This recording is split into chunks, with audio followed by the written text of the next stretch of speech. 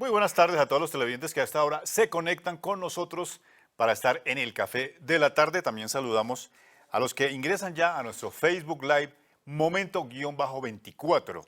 Saludando también a los que entran a YouTube Momento 24 y por supuesto que dándole la bienvenida a nuestro invitado, un invitado de marca mayor de las ligas mayores del periodismo, de la literatura colombiana, de la crónica.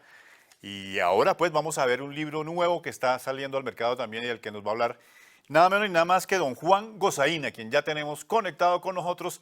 Don Juan, es un placer para nosotros estar con usted. Bienvenido y muchas gracias por atendernos. Pues muy al contrario, muchas gracias a usted, Mauricio, y el programa del Cafecito de la Tarde, que es un nombre tan bello y tan estimulante. Es una invitación, el solo título. Muchas gracias, a la orden.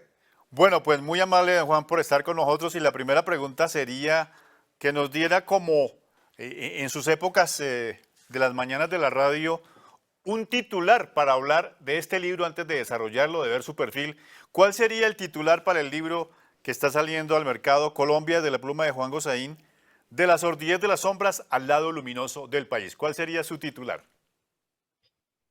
Ya no, yo podría titularlo hasta con lugares comunes, es decir, con frases conocidas, reconocidas, manoseadas, muy usadas. Por ejemplo, le doy una que se me está ocurriendo ahora.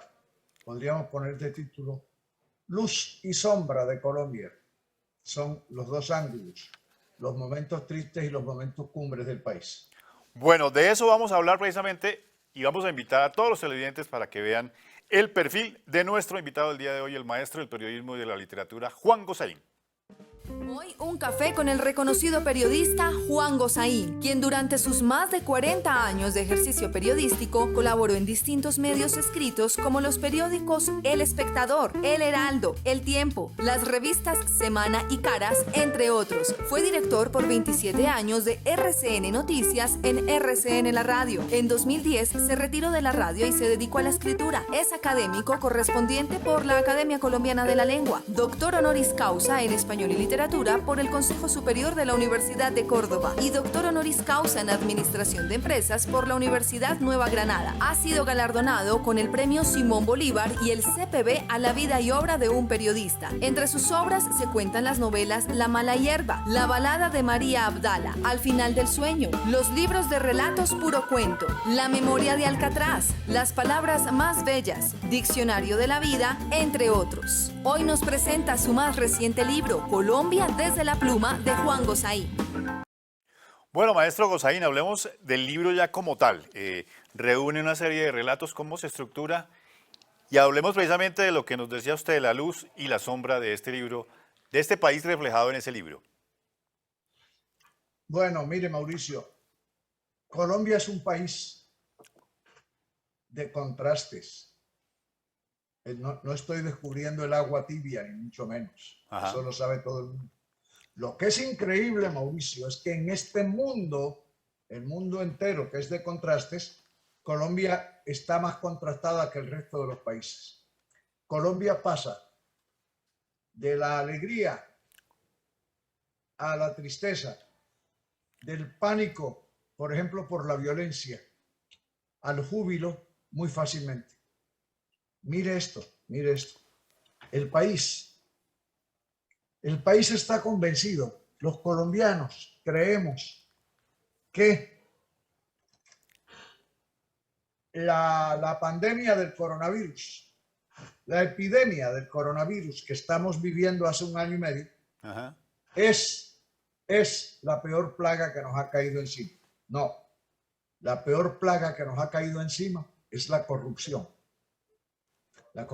pública y privada. Es la corrupción la que explica terriblemente los asesinatos, las injusticias, los errores que cometemos. Es decir, tendríamos que dedicarnos sincera y honradamente a la lucha contra la corrupción si queremos tener un país mejor. Esa es la esencia del libro, básicamente. Está estructurado en varias historias, varios relatos a partir de algunos hechos, sucesos, anécdotas. Cuéntale un poquito a los televidentes para provocarlos de la lectura, maestro Gozaín. Sí, señor, tiene usted razón. Mire, como se trata de periodismo y no de ensayos ni Ajá. de filosofía, como es periodismo, entonces los momentos culminantes de la alegría colombiana que aparecen en el libro son momentos de la vida real, aprovechando lo que ocurrió tal día, lo que ocurrió en tal fecha, pero también las tristezas, de manera que son hechos de la vida real. Por ejemplo, óigame esto, el día que los jueces comenzaron a darle casa por cárcel a los delincuentes más peligrosos del país, a los padres de la corrupción, a los que están más obligados a dar ejemplo porque son gobernadores, alcaldes, ministros, son parlamentarios, son concejales, son empresarios privados. La gente que está más obligada a dar buen ejemplo comenzó a dar el mal ejemplo. Y el país, en lugar de frenarlos y de castigarlos, lo que hizo fue seguir el mal ejemplo. Ahí se derrumbó todo. Eso está contado a través de anécdotas, a través de historias de la vida real, a través de episodios que han ido ocurriendo. Pero también los momentos gratos, cuando la selección Colombia gana un partido, cómo sale la gente a la calle a celebrarlo, todo el mundo anda vestido con una camiseta amarilla, Ajá. que es el uniforme. Y entonces el país se siente representado en unos futbolistas, unos jóvenes excelentes. Ambas cosas, la alegría y el dolor son tomados en ese libro de la vida real. Bueno, es como la vida real, pero aunque usted diga que no es un ensayo, maestro Gozaín, me gustaría muchísimo saber cuál es su concepto sobre dos temas que se han vuelto como arquetipos para Colombia. Uno, que somos un país que ya está culturizado con la corrupción, es decir, que todo el país está permeado por la corrupción. Y a su vez que Colombia tiene, o los seres colombianos tenemos genéticamente una predisposición hacia el mal. Esos dos temas, ¿usted cómo los ve? Y a la luz de la corrupción, si existe ya una nación corrupta, una cultura total que nos envolvió y nos cobijó a todos. No, señor. No, señor. Me encanta que plantee ese tema, porque tenemos que enfrentar estos oleajes monstruosos de la corrupción, monstruosos y permanentes, con una convicción: el país puede ser mejor, los colombianos podemos ser mejores. No es posible admitir que la corrupción forma parte de nuestros genes, pues forma parte de nuestra biología. En primer lugar, porque eso no es cierto. Y en segundo lugar, porque admitirlo sería declararnos derrotados frente a la corrupción. Es decir, Mauricio, estaríamos reconociendo el triunfo de la corrupción, de los corruptos. Eso no puede ser. Es al revés. Lo que tenemos es que reconstruir los principios de la sociedad. Mire, se lo voy a plantear de esta manera. Aquí, varios, nada menos que de los propios presidentes de la Corte Suprema de Justicia, el tribunal más alto del país, están en la cárcel por corrupción, lo que se llamó el cartel de la toga. Uh-huh. Eso es. O están huyendo en el exterior por la misma razón. Entonces, si eso es lo que hacen los más altos magistrados de la justicia, ¿qué se espera para la pobre gente que está pasando hambre en los pueblos, en el campo? Por Dios, hay que reconstruir la justicia. Pero no solo voy a hablar de ellos, voy a hablar incluso de nosotros, de mí mismo y de mis compañeros, el periodismo. Uh-huh. ¿Usted ha visto cómo se ha deteriorado el periodismo? ¿Cómo ha caído el periodismo? Sí, señor. En la manipulación por intereses, ya sean económicos o políticos o sociales. Hay que rescatarlo. ¿Quién rescata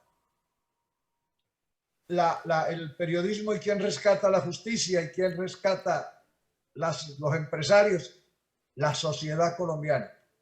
Pero hay que empezar por, eso es lo más difícil. Hay que empezar por rescatar a la propia sociedad. Le voy a decir por qué. Aquí tenemos estos hábitos horribles. Aquí en todas las reuniones que hay, ya sean hogareñas, o ya sea en una fiesta, o ya sea en un bar, o en una calle, en una esquina, los amigos, en pueblos y ciudades, esta corrupción no la aguanta nadie, están acabando con el país, estos políticos, y el día de las elecciones van y votan por los mismos. O si no, ¿quién los elige? Óigame esto. Ahí está la raíz de todo el problema, exactamente, que somos los que perpetuamos la corrupción. Eso es, la volvemos eterna de generación en generación. Mire, le voy a poner un ejemplo que a mí me causa pavor y espanto. A veces la justicia pone preso, diga usted a un senador, hay varios presos. Y entonces la gente dice, bien hecho que lo hayan metido en la cárcel. Bandido, se robó la plata de las escuelas o de los hospitales, o la plata para los alimentos de los niños pobres. Bien hecho que lo hayan metido en la cárcel. Ese ex senador que está preso en las próximas elecciones lanza de candidato a su hermana, a su prima, a su hijo, y vuelve y vota a la gente por él, los mismos que estaban diciendo, por Dios. Es un círculo cerrado del que debemos salir precisamente haciendo uso de un voto más consciente, precisamente, don Juan. Bueno, la pregunta siguiente tiene que ver con el oficio del periodismo y usted ya me dio alguna puntadita.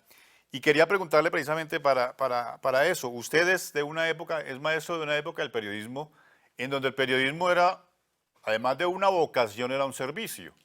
Porque a pesar de que usted y muchos de sus, digamos, periodistas congéneres eran estrellas, ¿cierto? Grandes estrellas del periodismo porque eran seguidos por todo un país a través de la radio, por ejemplo, en el caso suyo. Nunca ustedes fueron más importantes que la noticia y que el hecho mismo. ¿Usted cómo opina esa tendencia que se nos metió a través del estilo de Fox News, de pronto lo podemos llamar así, en donde ahora el periodista es la estrella, es el chacho, el hecho pasa a un segundo plano y la comunidad pasa a un tercer plano porque lo que importa es cómo lo diga el periodista, a quién le sirve el periodista y qué objetivos oscuros puede tener el periodista? ¿Usted lo ve así o lo ve de otra forma, don Juan? Entonces, ¿cómo me dijo usted? La comunidad lo ve en otro plano, lo pasa a otro plano, ¿verdad? Sí, lo ven ya como una estrella intocable en donde no le sirve a esa comunidad. En su época, por ejemplo, usted era un servidor de la comunidad porque usted era como el puente entre la comunidad, que a veces no tiene voceros, y los gobiernos o la opinión pública. Ahora el periodista se vale de sí mismo y es la estrella, y es lo que él quiera, y es lo que él diga, y son sus intereses los que valen, ¿no? Mire, no tengo, lo digo por mí, y lo digo sinceramente, lo digo de corazón, no tengo ningún mérito especial, no reclamo ningún reconocimiento, porque sostengo y he sostenido a lo largo de toda una vida que si soy periodista tengo que cumplir con lo siguiente, Mauricio. ¿Usted se acuerda de los tiempos en que se decía que en Colombia había servicio militar obligatorio? Obligatorio, sí, señor. Ah, bueno. Mauricio, el periodismo es un servicio civil obligatorio. El periodismo tiene la obligación de servir a la comunidad, a la sociedad, a los civiles, a los ciudadanos. Eso no es un mérito. El que escoge ser periodista sabe que su deber es servir a los demás, ponerse al servicio de los demás. Pero ahora, como usted bien dice, la estrella es el periodista. ¿Ha visto últimamente cómo invitan a una persona para entrevistarla y terminan insultándola? Sí, señor. Como si no se pudiera debatir decentemente, ¿por qué no? Se puede estar en desacuerdo con él. Y uno tiene el deber de investigar las cosas antes de preguntarlas, precisamente para que no lo engañen. Y si ve que lo están engañando, lo dice, perdóneme, señor, pero el 25 de julio usted dijo esto en tal parte.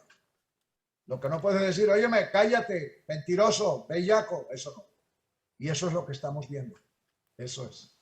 Bueno, don Juan, vamos a seguir hablando de todos estos temas de su libro del periodismo. Una corta pausa de un minutico para anuncios comerciales y ya seguimos con nuestro invitado del día de hoy, don Juan Gosaín, periodista, hablando de su libro Colombia de la pluma de Juan Gosaín, de la sordidez de las sombras al lado luminoso del país.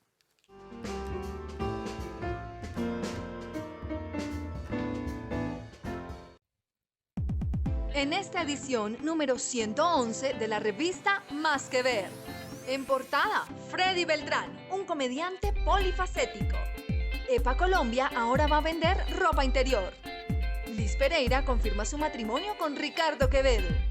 No te pierdas 5 series para morirse de miedo. Encuéntranos en www.masquever.com y descubre nuestra edición digital. Disfruta de todos los contenidos pensados en ti y toda la familia. Además, no olvides seguirnos en nuestras redes sociales. ¡Feliz mes de las brujitas!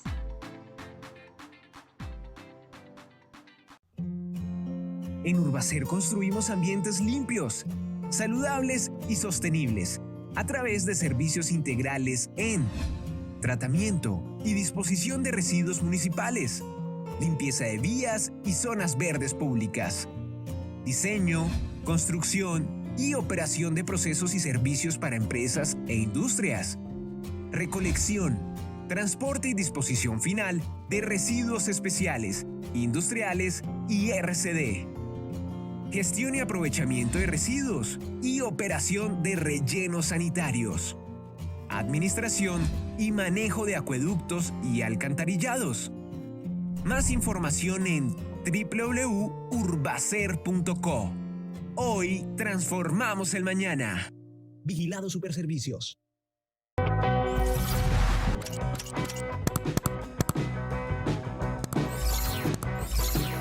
Conectamos tu negocio con el mundo.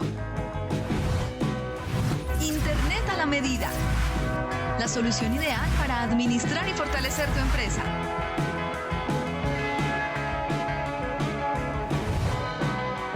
HB Multiplay.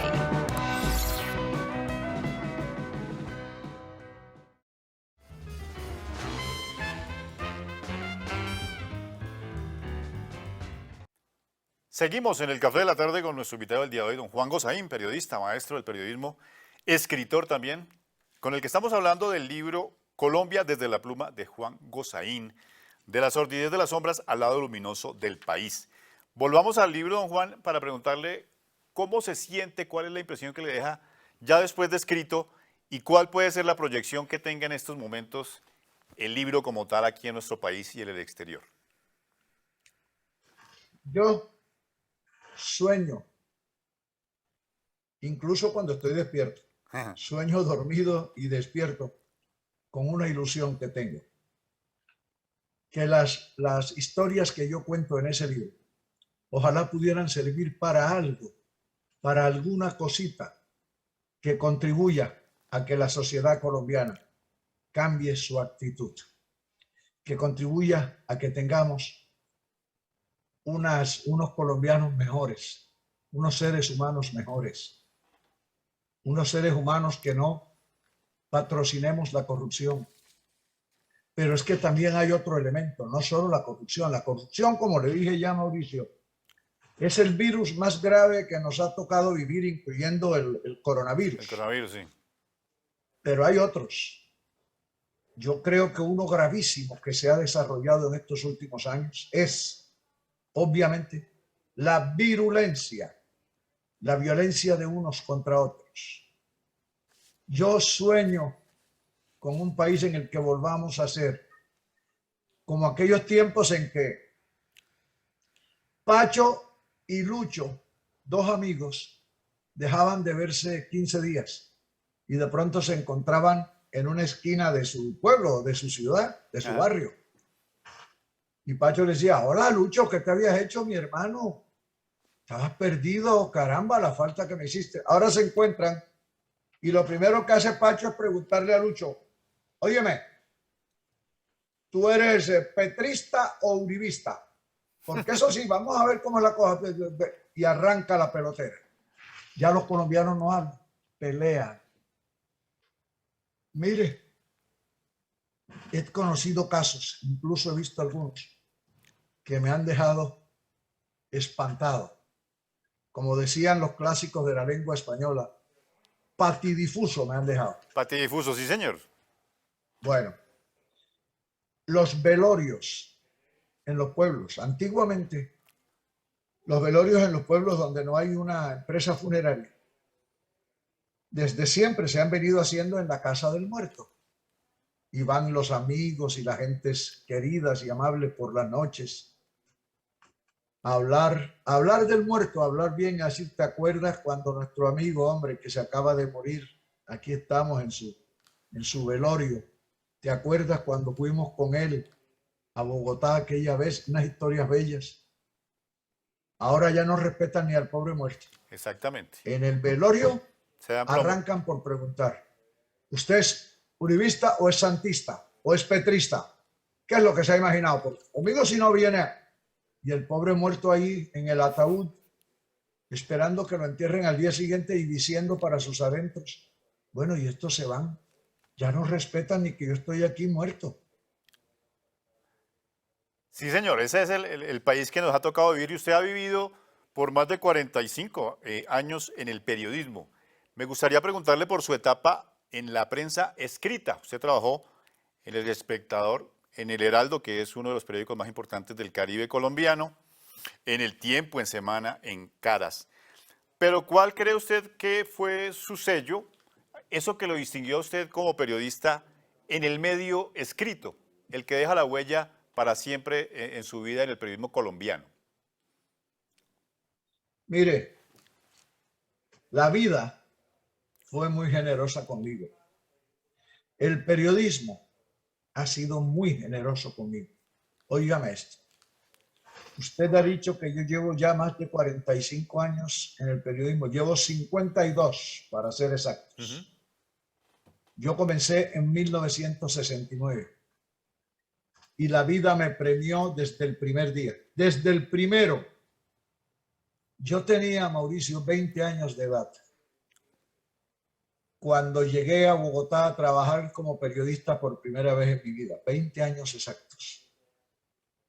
Y la vida me puso en manos de Guillermo Cano, director del Espectador, maestro y mártir del periodismo, ejemplo formidable, profesor de ética con sus actos, con sus editoriales. Bueno, las bandas del narcotráfico lo asesinaron porque se negaba a violar sus principios éticos. Pero como si fuera poco, ahí mismo, ese era el director, pero el jefe de redacción era el mono José Salgar. José Salgar, sí, señor. Maestro de redacción de periodismo. Imagínese a los 20 años, cuando un muchacho aprende lo que le enseñan, ya sea malo o sea bueno, lo que le enseñan, me tocan a mí, Guillermo Cano y el mono Salgar. Ahí empecé aprendiendo cómo es y qué es el verdadero periodismo, sí, señor. Bueno, alguna influencia también tuvo que tener Gabriel García Márquez, no digo yo en su obra, pero sí a nivel de su punto de vista y de eso que siempre se ha llamado el realismo mágico. ¿También ha sido influente o usted creó su propio realismo mágico a partir de sus relatos, maestro? Esto parece mandado a hacer por el destino. Es que yo estoy dictando en estos días una conferencia que me han contratado en muchas partes porque usted sabe que ahora con la pandemia, el encierro, con el enclaustramiento, todas las cosas se están haciendo por virtualidad. Sí, señor. A través, así como estamos usted y yo en esta entrevista. Y entonces me contratan para que haga esa charla que yo duré años investigando el tema y lo titulé ¿Por qué el Caribe es como es? ¿Por qué los caribes hablan así? Exactamente. ¿De dónde salió esta forma de ser? Entonces, uno de los temas que toco es ese. ¿Usted me dijo que se llama cómo? Mauricio Cortés. No, hombre, no usted, el tema. Realismo mágico. No, no, me niego. No hay realismo mágico en el Caribe, Mauricio. Realismo es inventar una forma aparente de la realidad. No, ¿sabe qué es lo que hay en el Caribe? Una realidad mágica. Mágica. Aquí la gente cree que las cosas ocurren así, así como la cuentan las abuelas, así como pasa todos los días en los pueblos, así como las cuenta García Márquez en sus novelas. Y no solo García Márquez. Por ejemplo, en el Caribe exterior, en Cuba, está Alejo Carpentier, el gran escritor también, el autor del Siglo de las Luces. También realidad mágica. Mire, el realismo es inventar una realidad aparente. No, realidad mágica es creer que aquí la magia ocurre. Y es que ocurre. Yo tengo seleccionados, después de 30 años, 5 o 6 ejemplos que son los que presento en las charlas que le digo, en las charlas virtuales. Tengo seleccionados esos casos y son aquellos con los que intento demostrar que en el Caribe no hay un realismo, hay una realidad mágica. Mágica, exactamente. Bueno, hablando de magia, hablemos de la radio, porque verdaderamente escuchar a Juan Gosaín todas las mañanas a través de la radio era mágico, por lo que usted ha dicho, ese tono caribe que es muy imponente y que es como a propósito para las mañanas y para la radio. ¿Siente mucha nostalgia ahora de no estar en la radio, de no despertar a todos los colombianos a las 5 de la mañana como lo hacía en sus épocas de RCN? ¿Sabe una cosa? Lo que he estado sintiendo en estos días en que mi mujer y yo estamos los dos solos en el encierro, he estado sintiendo esta realidad. He venido a comprender ahora, a percatarme, a convencerme ahora de que entre todos los medios de comunicación, de los tradicionales, la radio, los periódicos, la televisión, las revistas, entre todos ellos, ninguno permite más conexión con el ciudadano que la radio. Es más, he llegado a comparar a la radio con la carrera séptima de Bogotá, que tiene un carril para el norte, pero también uno para el sur. La radio tiene un carril que va del periodista a la gente y el otro que viene de la gente al periodista. La comunicación entre el periodista y el ciudadano en la radio es un prodigio diario y es la mejor manera periodística de estar enterado directamente, oportunamente y sinceramente de lo que la gente piensa, de lo que está sintiendo, de qué es lo que está pasando. La radio es el más humano de los medios de comunicación, sin duda. Eso me hace falta, sí señor, el contacto con la gente. Bueno, pues muchísimas gracias a don Juan Gosaín, maestro del periodismo, de la literatura. Ojalá vengan más libros, nuevos libros. Muchísimas gracias por haber estado esta tarde aquí con los televidentes, con sus seguidores, a través del Facebook Live también. Muy amable, don Juan. Gracias, señor. Muy amable usted. Y me queda debiendo el café, ¿no? Sí, señor, aquí tenemos el cafecito. En la tarde. Bueno, muy amable a don Juan Gosaín por estar hoy acá con nosotros en el Café de la Tarde. Los esperamos mañana a las 5 de la tarde con otro invitado, con otro tema de impacto, aquí en el Canal 6 de HB Multiplay.